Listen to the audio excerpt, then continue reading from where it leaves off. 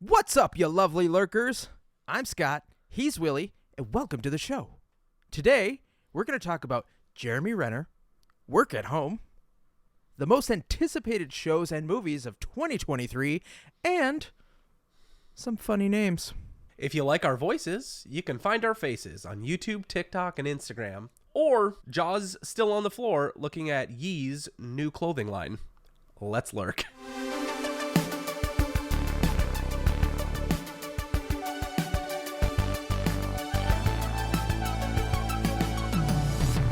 Willie, I don't know about ye, but I'm feeling 23. It is a new year. It's a new me. It's a new you. Well, you look the same. I look a little different. You look a little different. You know what also looks a little different? This? All of this? Our show, our name, our cover art, all of our socials, hopefully. Everything. Can we talk a little bit about Lovely Lurkers and where that came to be? I mean, if you're asking permission, I'm always going to say no because I want you to break the rules. Consent's important, but for Scott, he's got a weird kink. Be a bad boy. So the name is basically what we've called you, our lovely listeners, pretty much the whole time behind the scenes, and now it's just come to the forefront. For those who think like, oh, lurker, that sounds kind of creepy. Yeah, it mostly is for the first 7 definitions. But if you go to the 8th one, it's actually... It turned into something really romantic. Just like The Notebook. It's essentially people who view things, choose not to comment on them, which for most of the world is actually a godsend. We need less people commenting on everything that exists. You can just lurk and be lovely. The goal of this show going forward, and I'm saying this show, foreshadowing, is that this is going to be a podcast that delves into all of the internet's quirks. Every week, we're going to serve up a heaping helping of wonderful, delightful discussion on a variety of topics, ranging from, I don't know, movies and sports to racist past musicians. Our goal is really just a chance for you to have a break from your day, to listen, to enjoy, to watch, to have a good time, and to be a part of the conversation happening real time. Rationally, of course. We don't like to go on the seesaw one way or the other. We just like to stand in the center and make sure nobody has any fun. Wait.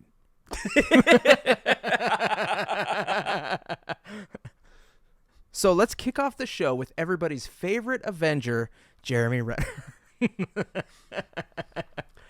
Now, you all know him. Jeremy Renner has been an actor. Do you know he was a musician? Does he play the violin? Does he? I don't know. You said he was a musician. What do you expect me? I don't know. It's not my favorite Avenger. Wow. Obviously, he plays Hawkeye in the MCU. Do you remember the controversy after the first Avengers film?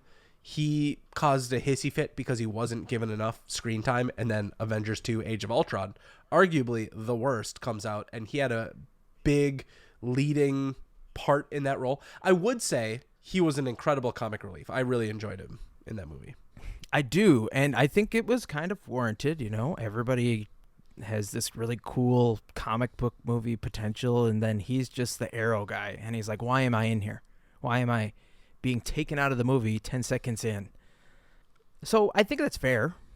As an actor, you want to, number one, get paid. Number two, have future potential of screen time. And yeah, it was okay for him to call that out. Do you remember him from The Hurt Locker? That was one of the first movies I bought digitally. Was he the main character? I think so, if not one of the mains. But that movie was amazing. Oh, such a good movie. I think it was the first movie directed by a woman that won an Oscar. Yeah, Catherine Bigelow. That's really cool. You may recognize him also from like The Bourne Legacy, Hansel and Gretel Witch Hunters, American Hustle. Arrival, what a great movie. Oh, yeah. Something happened to Jeremy recently. Yeah, he's in the news because as winter storms hit the U.S., and as we're recording this, we're on the tail end of a storm. We're batting down the hatches here. I don't know if you heard this, but Jeremy Renner got in a severe accident. Something to do with a snowplow? Uh-huh. He is in critical condition, but stable. I'm taking you read into this because I just saw the headline and I was like, oh my gosh, is he dead? And when I saw that he was in stable condition, I'm like, okay, I'm not going to pay attention just in case we want to talk about it on the show. Here's the benefit of this new rebrand of this show is we're expanding beyond Reddit. This is about what's happening around the internet. And for some reason, this did not make it onto Reddit. So from the TikTok page Comic Books, they posted today this video. Take a listen. Details about Jeremy Renner's New Year's Day snowplow accident have emerged, and they're pretty terrifying. According to TMZ, the actor was run over by a snowplow near his home, and it shredded his leg and resulted in significant blood loss, along with other extensive injuries. A nearby neighbor who was a doctor reportedly raced over to him and crafted a tourniquet for his leg to try to stop the bleeding, and Renner had to be airlifted to a nearby hospital. Dispatch audio shows how bad the roads were which Renner was plowing because they were concerned they wouldn't be able to reach him with their vehicles. The Avenger star has previously posted photos and videos on Instagram of himself plowing the roads near his house, and the location is reportedly being treated as an active crime scene, as those snowplows are supposed to have built-in safety features to prevent such accidents from happening. We'll keep you posted as new details emerge on comicbook.com and on the Phase Zero channels. Wow. What do you think this means? I like it immediately made me think these Avengers, the people that are in the MCU and defining characters for our middle-aged selves, when there is a loss of one of them, it has a profound impact culturally on ourselves. I'm thinking Chadwick Boseman. He dies. Nobody's prepared for that. And then we get Black Panther Wakanda Forever, which is a full separation from the original planned script.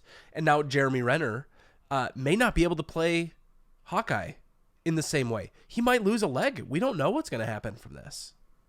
I mean, the first thing to think about is the human being, in my opinion, anyway. He is somebody who, despite his job, is just a normal human being like the rest of us. He was out there using some equipment that maybe he wasn't fully certified, but at least had enough money to do or to use. And an accident happened, just like it could happen to any one of us. So, like, I'm hoping he's just going to be okay. I think that's fair. I don't know why I necessarily went immediately to, this is going to impact my movie experience. I know why. Because this is our connection to this human being. This is the reason that we are actually caring about this incident in the news outside of, I guess, the box gets office. hit by a plow. Yeah, right. Christian Bale, we know him from the movies. But if some, like, no-name actor just starts yelling at Best Boy Grip because they walk through the shot, like, it wouldn't even make the trades. Right.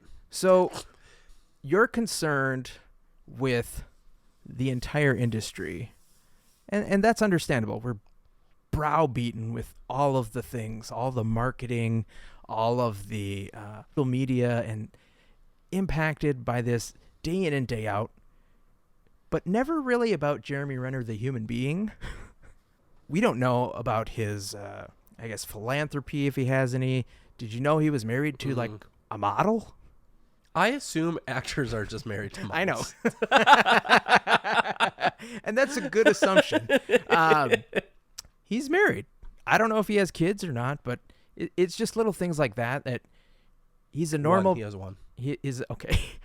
And so, like, these are the people we should be concerned about, him and his family, not who they're going to recast. I mean, they've already recast his daughter. So essentially he could walk away.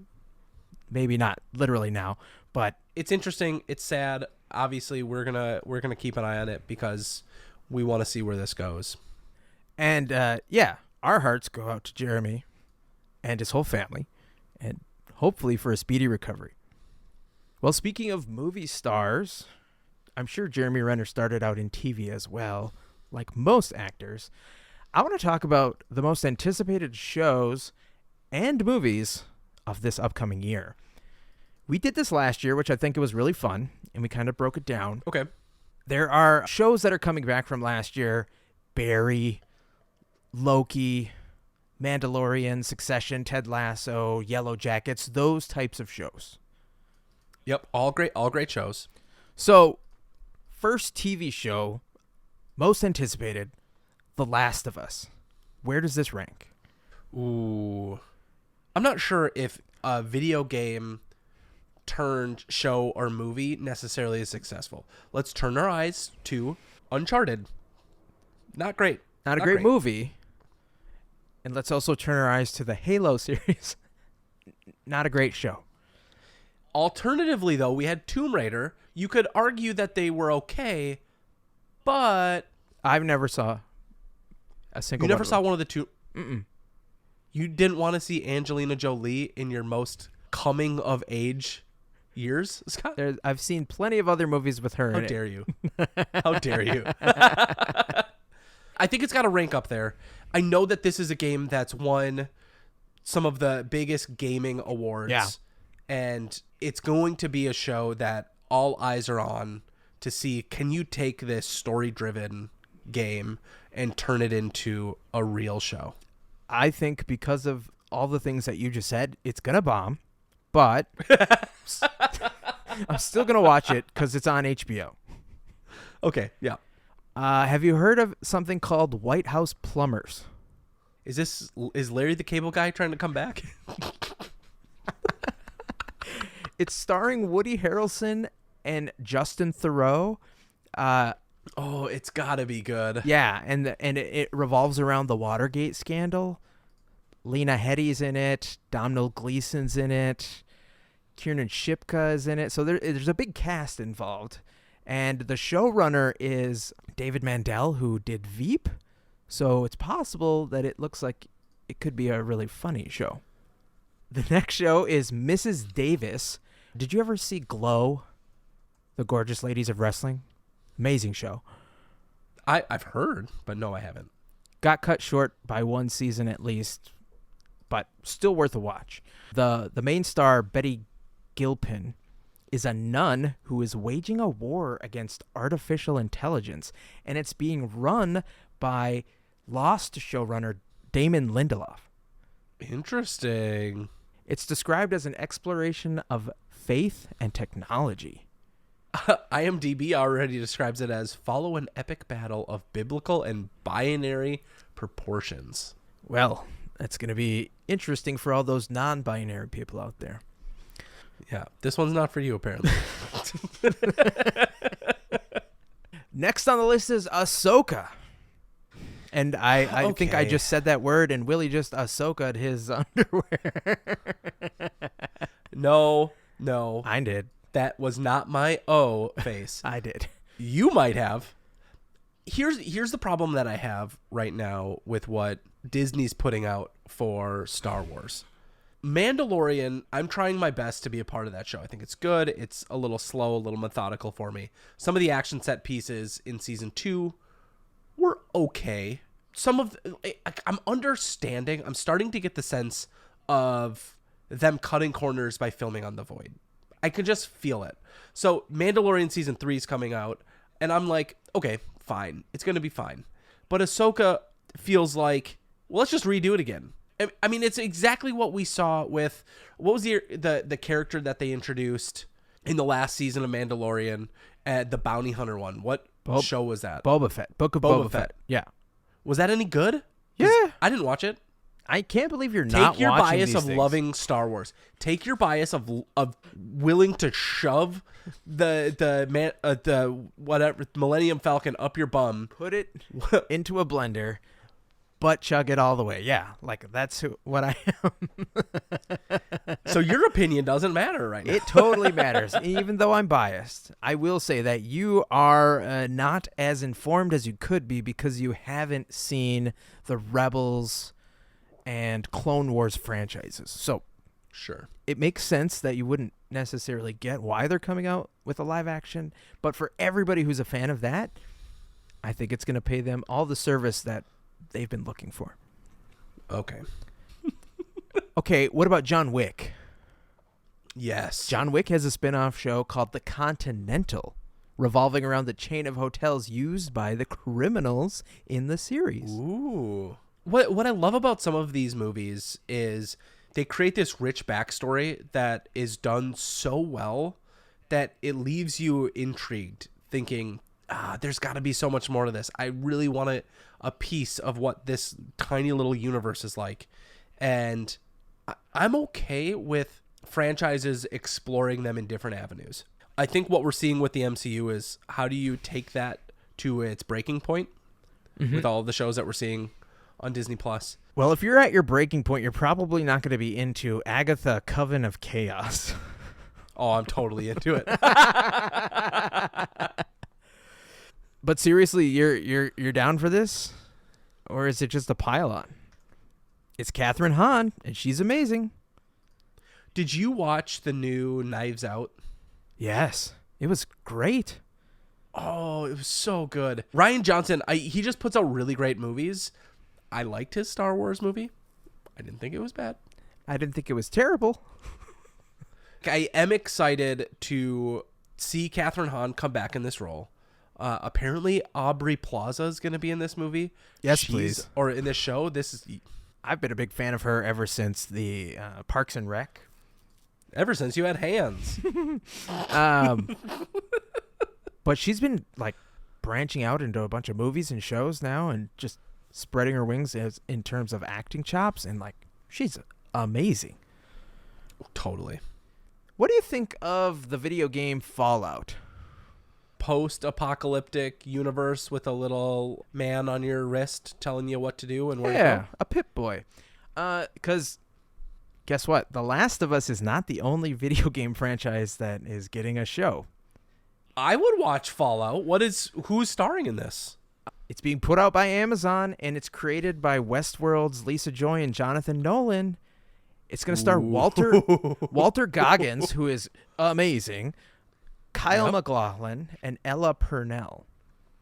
And Bethesda. If you heard the name Walter Goggins, he's known for Justified, The Hateful Eight, Django Unchained, Predators. He's been in a lot of stuff. Yeah, but Bethesda is producing, so like they've got a hand in this IP, which makes me think that there's a good chance it'll work. All right, let's now move on to movies, because those are sometimes a little bit easier to just say yes or no. Oh?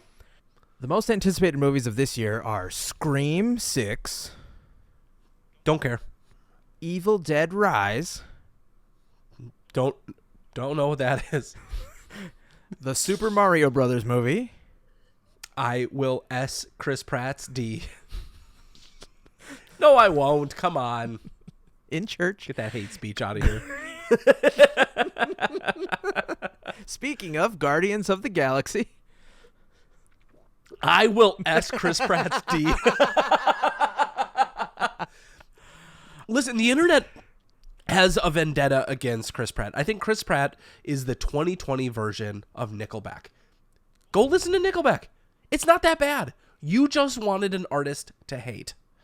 But their music really wasn't that bad. Chris Pratt is a good actor. he is. He is good at what he does. Yes. You can disagree with his beliefs on religion and his beliefs on the world and separate that from the artist and the content that he puts out, because he is not ye, and none of us want that. But what about a non-controversial pick? Spider-Man Across the Spider-Verse. I regret not seeing Spider-Man Into the Spider-Verse in theaters. Are you going to S Miles Morales' D? No, he's a kid, man. All right, good. You passed that test. Tell me when he turns 18. No, I'm just kidding. Into the Spider-Verse is still, not only is it my favorite animated movie of all time, but it's in, at minimum, the top 3 favorite films of all time. It was life-changing for me in terms of animated films that could be that good. Correct me if I'm wrong, Scott, but the way people read comics and just got lost in the page. Incredible artwork that drew you in. Your imagination ran wild, creating these scenarios as you read these stories, that all of a sudden, as you just get into the page, the artwork starts to move. It starts to become something in your imagination. Mm-hmm.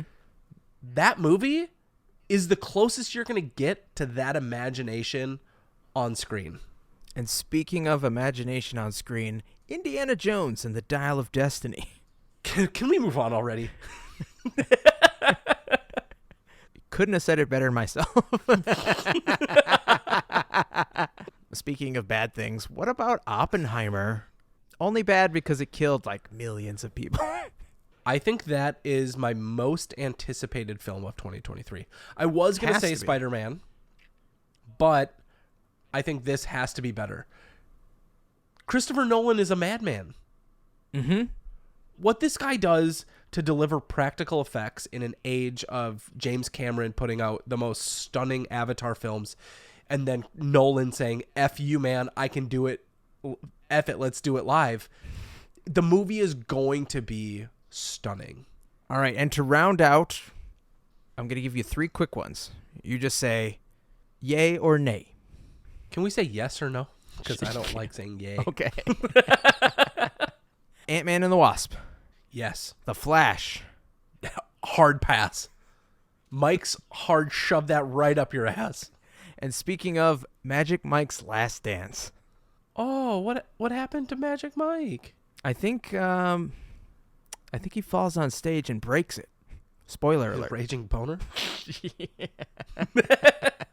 Scott, do you remember when we started this podcast and we were stuck at home? It was one of the scariest weeks of my life, of course. It's only been Scott, it's been 3 years.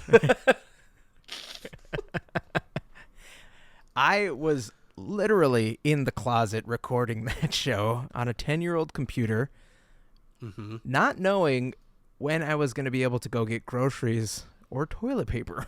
This is a funny story. This is a throwback to like season 1 of this show, if this is season 3. And Scott was like, I found a guy. I literally bought toilet paper out of his trunk. He's a distributor. I have a distributor for my toilet paper.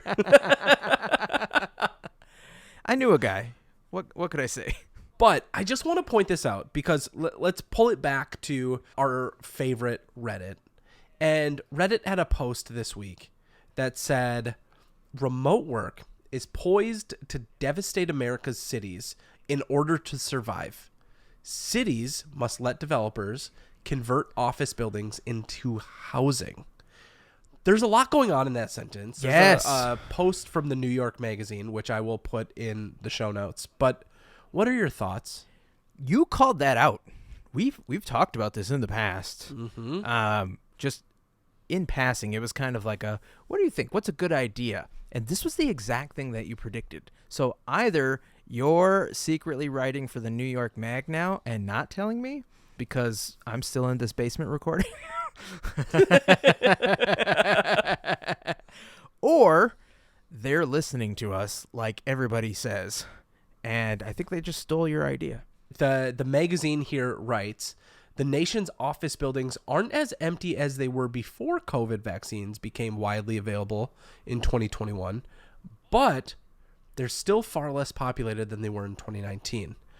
So a recent analysis of Census Bureau data from the financial site LendingTree found that 29% of Americans were working from home as late as October of 2022. In New York City, financial firms reported that only 56% of their employees were in the office on a typical September. It's crazy to think about, but it's also completely reasonable. Before COVID, all of us, for the most part, had at least worked in some sort of office capacity or had heard or thought of working in an office job, seen the buildings in downtown wherever you live, and said like, oh, I could go work there maybe when I'm done with school or whatnot. There is empty skyscrapers.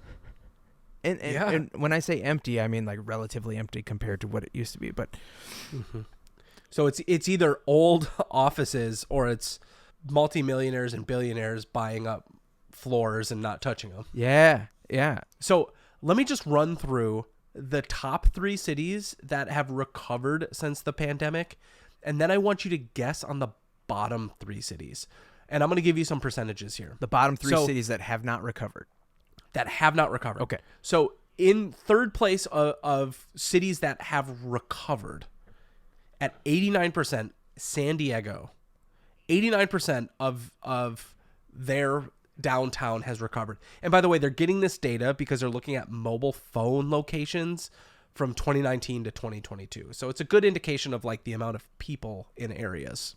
That's good. It's good. They're not tracking vaccine locations. That's good. Same thing. Same thing. Screws up the 5G network and just messes with, the routers. Anyways, Baltimore is number 2 at 91% back to capacity. Would not have put that in my top 10.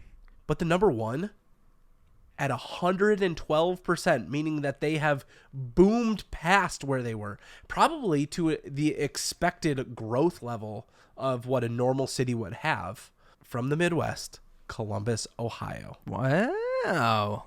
All right. Not what I would have expected. But like Minneapolis, I think people think of Minnesota and say, there's probably not a lot happening in downtown areas. Minneapolis has a lot. It's just one of those like quiet sleeper cities. Columbus, Ohio has a lot of businesses that are based out of there. So it kind of makes sense. They're also the president maker state. Oh, really? I think that makes sense. It's now that everybody knows that anybody, literally anybody off the street can be president, people are getting back to work in Ohio. Good point. Okay. Bottom 3. What is your guess for number 3? That have not recovered. 2 off the top of my head. So the third one, I got to think here. All right, I got 3. Okay. And it will be to the delight of one side of the aisle when I guess all 3 of these cities. My number 3 is... Yeah, that's right. 100% correct. Got it. I've been listening to a lot of podcasts from the other side of the aisle recently, to balance out my... What are you doing this spring? My fair and balanced lifestyle here. Okay, got it. Sure. Listen, you need to know what's going on both sides if you want to be center. My number 3 would be Seattle. Seattle is 7 from the bottom. Okay, all right. Good guess, though. They've recovered 52%. What I'm saying is these cities are less than. So, your number 3 spot. Okay. Wait, hold on. My second guess would have been Los Angeles. And then my third guess would be New York City. All of your guesses are on the list. New York City is 78% recovered. Oh, not bad. Your 3 at 43% recovered. Chicago. Oh, dang. In number 2, Portland. It's up there. It's near Seattle. They're at 41%. And the worst one is San Francisco.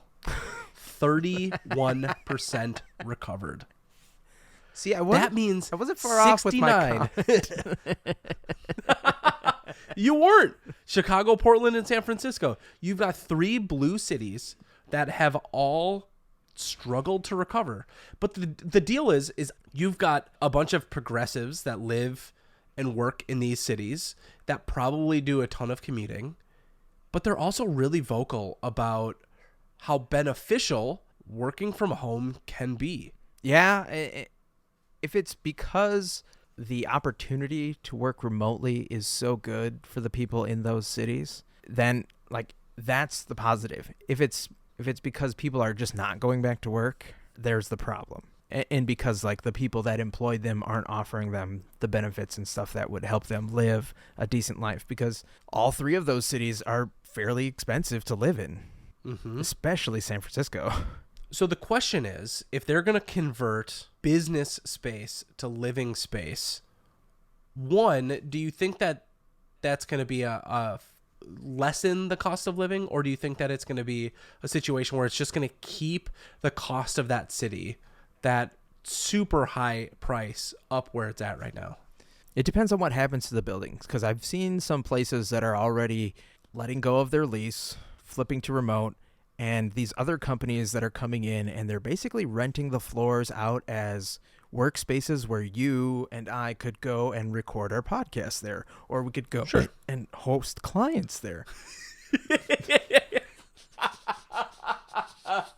I'm not letting you get by that. I could taste that one from here, buddy. I had a really good dinner. And that's because Scott got to spend his time at home, which is what all of these people doing remote work get to do.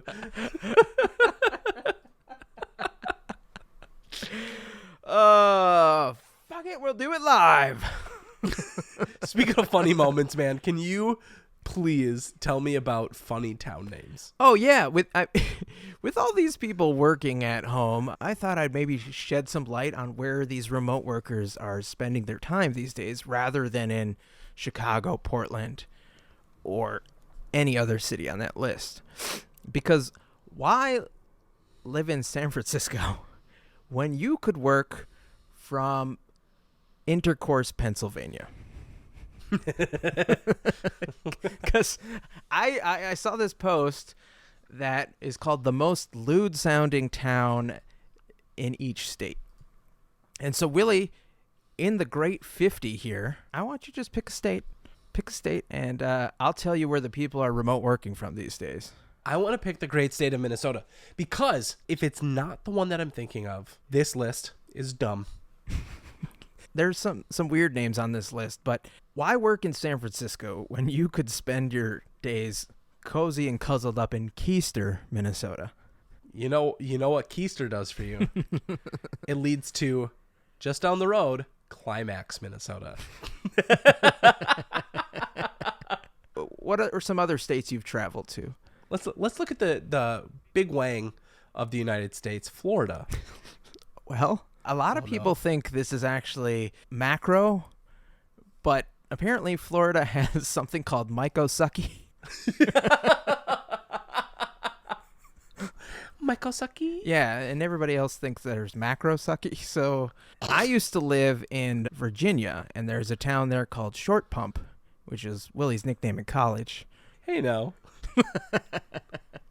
Didn't really take very long. I remember my first time.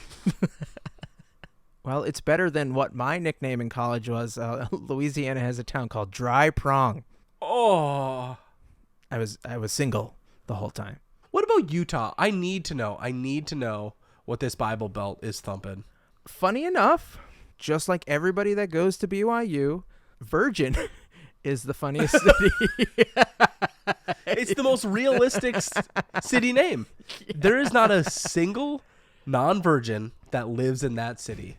Some of the other great ones on this list that maybe you want to visit as you're looking for places to live and work remotely. Can I guess the state?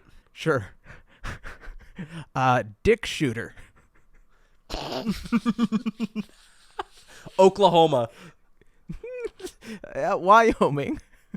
Okay, it's in the middle. Yeah. You don't got a lot to do. I'm trying to think of the etymology of where this came from, and it's very likely that somebody's like, you just shot that guy's dick off. It makes sense out in Wyoming. Wanker's Corner. I saw Brokeback. Oh, I saw Brokeback. Colorado? Close. It is actually Oregon. Not close. PP Township. PP Township? PP Township? You went East Coast on me. This is Rhode Island. You're on the right side of the map. It's actually in Ohio. Kind of. I'm kind of on the same side of the map. And finally, Beaver City. Hardly knew her. Beaver City, Tennessee. It's actually in Nebraska. Oh. Now, if you'd like to find your state's craziest name, or at least according to this list, we will put the link in the show notes. Listen, if you're from Swallow Hill, which is right next to Blue Ball Village, Are those real? all I'm saying is you're going to be popular. You're going to have to go find out. We've got so much more in store for you in 2023, you lovely lurkers. I'm excited to share more. I think maybe we hold back a little bit and we share more as it comes to light. It's going to be a slow trickle. We're not just going to go all... Not because of like a medical problem. Yeah. We don't have a blockage. It's we don't want to ram everything down the throat like Ramtown, New Jersey. Listen, we just want to like tease it a little bit. We want to build, we want to, play with them a little. And we'll get there. And inevitably, we'll full circle, reach back around to Climax, Minnesota, and we'll give you the full deal. So, thank you so much for hanging out with us today. Find more of us on our socials, and we'll see you next week.